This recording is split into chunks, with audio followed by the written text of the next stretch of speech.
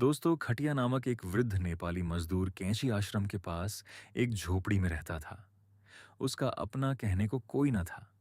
वह अकेला किसी तरह बुढ़ापे के दिन काट रहा था। उसके पास दो गायें थीं और ये ही उसकी संपत्ति थी।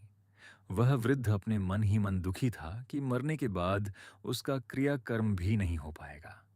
जिंदगी भर वह दरिद्रता से छुटकारा नहीं पा सका और मरने पर उसकी सद्गति भी नहीं हो पाएगी।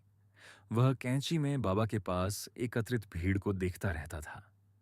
एक दिन उसके मन में एक विचार आया, क्यों न बाबा पर अपनी गाय का दूध चढ़ाऊं। वह दूसरे ही दिन एक बोतल में दूध भरकर चल दिया। जैसे शिवलिंग पर दूध चढ़ाया जाता है, वैसे ही वह बाबा के सिर पर दूध चढ़ाना चाहता था। पर बाबा को बहुत सारे भक्तों से घिरा हुआ देखकर वह संकुचित रह गया। उसे अपना इरादा छोड़ देना पड़ा। उस दूध को उस समय वह बल्लियों से बने कच्चे पुल से नदी में बहाकर अपनी झोपड़ी को वापस चला गया। उसने फिर एक दिन दूसरी बार ऐसा प्रयास किया। वह बोतल लेकर पुल के पास आया ही था, उसने दूर से बाबा को उसी प्रकार लोगों से घिरा देखा। बाबा ने तुरंत भुवन चंद्र तिवारी जी को, जो नैनीताल में रोडवेज स्टेशन के इंचार्ज थे, उस बूढ़े को पुल से संभाल कर लाने को कहा। वह बूढ़ा कांप रहा था। तिवारी जी उस बुजुर्ग व्यक्ति को पुल पार करा लाए। बाबा ने बड़ी फुर्ती से बूढ़े के हाथ से दूध की बोतल अपने हाथ में ले ली और सारा दूध सिर से अपने ऊपर बहा दिया। बूढ़े की आंखें प्रेमाश्रु से सजल हो उठीं और वह मूक हो बाबा के मुखारविंद को एक तक देखता ही रह गया। बाबा ने उससे पूछा, क्या चाहता है? उसने अपनी सद्गति की प्रार्थना की। बाबा बोले, हम तेरा क्रियाकर्म करेंगे और तुझे सद्गति दिलाएंगे।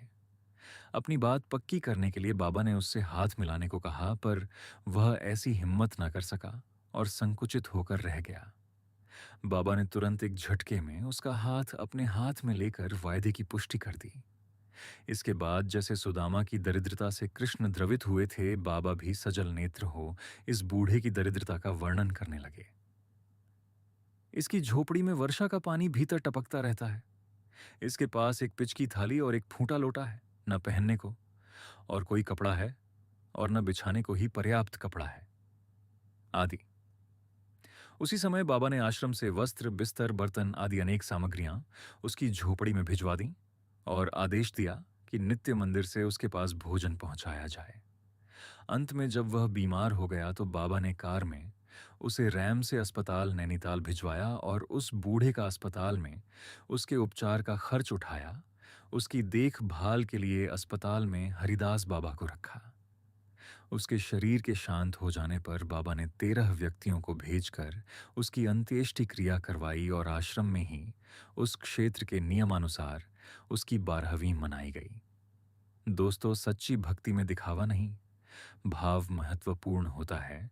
नियम करौली महाराज जी के चमत्कार और दिव्य संदेशों को ऑडियो के माध्यम से सुनने के लिए चैनल को सब्सक्राइब करें। धन्यवाद।